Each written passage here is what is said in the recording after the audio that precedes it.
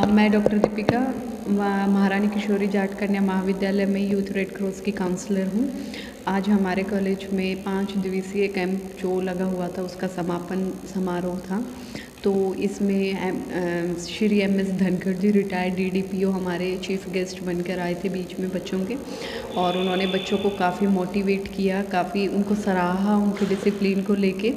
और इस कैंप में हमने तरह तरह की गतिविधियां करवाई, जैसे फायर सेफ्टी से रिलेटेड कि भाई बच्चों को उन्होंने लाइव डेमो भी दिया है कि कैसे आग बुझाने का काम करना चाहिए, अगर लग जाए तो उस टाइम पर आपको किस तरीके से रिएक्ट करना चाहिए।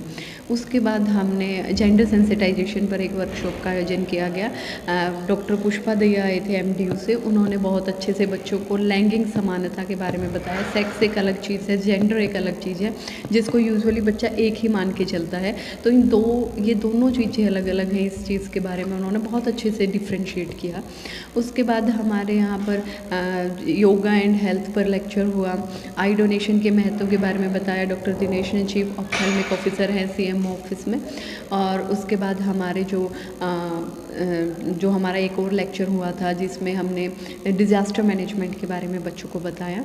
और आखिरी दिन बच्चों ने क्लीनिनेस ड्राइव जो MD रोहतक ने आयोजित की थी, एक तरीके से बेसिकली YRC वॉलंटियर्स का एक तरीके से वो ओरिएंटेशन प्रोग्राम था, उसके अंदर भी उन्होंने बच्चों ने बढ़ चढ़ कर भाग लिया। मैं संतोष महारानी किशोरी कॉलेज में यूथ रेड क्रॉस के कैंप ऑर्गेनाइज़ करती हूँ, दीपिका मैडम का सहयोग करती हूँ।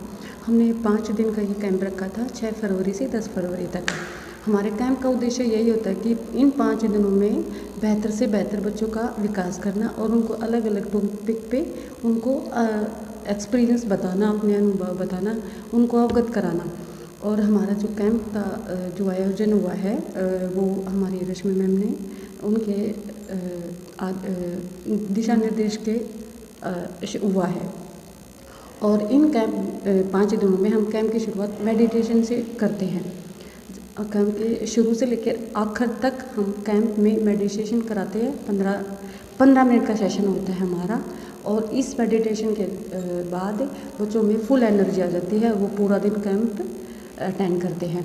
और इसके बाद हम फीडबैक फॉर्म बनाते हैं। जैसे हमारे कैंप का समापन हुआ है तो हम एक फॉर्म बनाते हैं कॉलेज की तरफ से, उसमें हम 10-12 क्वेश्चन रखते हैं फीडबैक के, जो कैंप के दौरान एक्टिविटी हुई है, जो अनुशासन है, लंच है, उन सभी के बारे में हम उसमें क्वेश्चन डालते हैं। फिर उन बच्चों को वो फॉर्म देते हैं। हमारे इस कैंप में 10 कॉलेज ने पार्टिसिपेट किया था, 9 कॉलेज अदर से थे, एक हमारा कॉलेज था। तो जब हम वो फॉर्म बनाते हैं और अदर्स कॉलेज के स्टूडेंट हैं उनको हम वो फॉर्म डिस्ट्रीब्यूट करते हैं और उनसे उनके व्यू लेते हैं। उसमें लास्ट का एक पॉइंट भी रखते हैं कि आप अपने कैंप के बारे में सुझाव दे दो।